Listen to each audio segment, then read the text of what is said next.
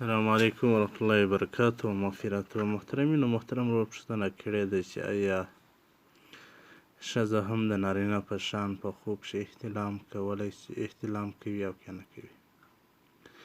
وکې محترمه، ښځه هم ځینې وخت د نر په شان په خوب کې احتلام کوي.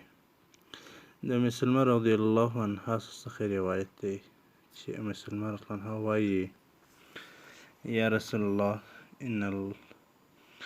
إن الله لا يستحي من الحق فهو على مرة غسل إذا احتملت. قال نعم إذا رأت الماء. دا وایي: یا رسول الله صلی الله علیه وسلم، د حق له بیانولو څخه شرم نه کومه. ام سلمه رضی الله عنها ورته وایي: ایا ښځه چې کله احتلام شي پر هغه باندې غسل واجبیږي؟